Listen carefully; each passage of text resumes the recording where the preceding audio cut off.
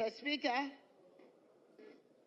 the audacious attempt by the presidency to undermine judicial independence have reached dangerous proportions.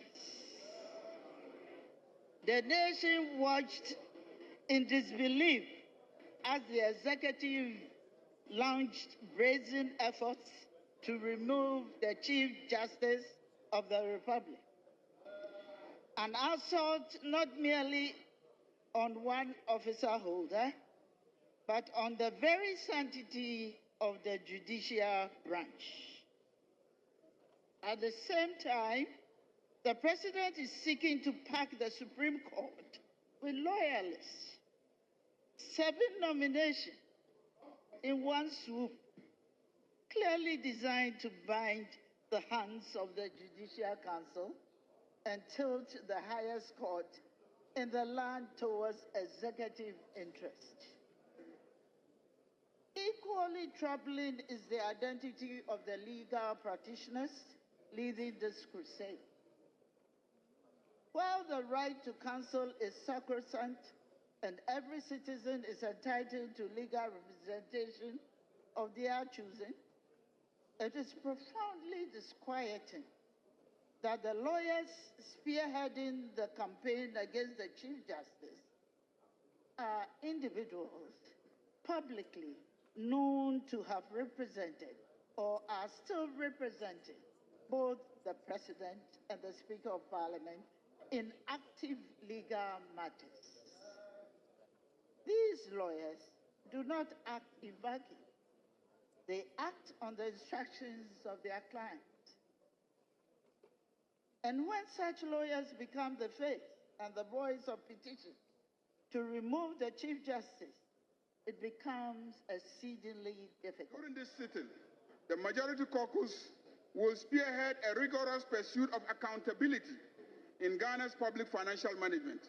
We will demand a full-scale parliamentary investigation into the handling of COVID-19 expenditures to ensure transparency in how emergency funds were utilized.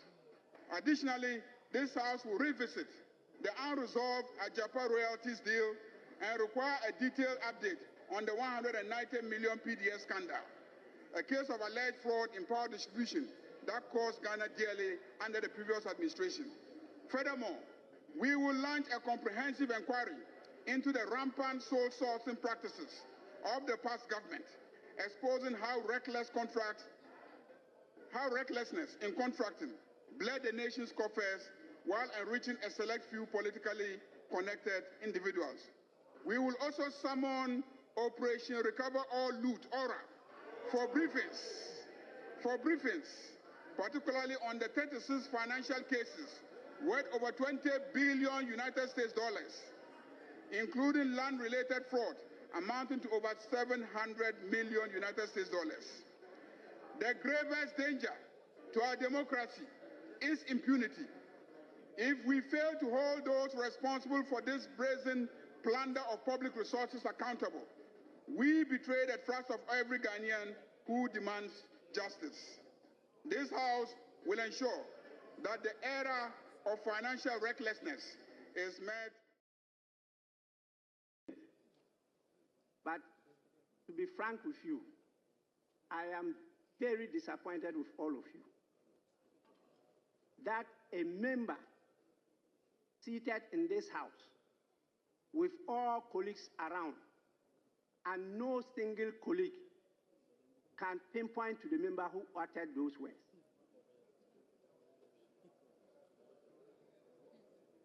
Even those of you sitting together, the 3 of you that have been identified, the zone is on the tray.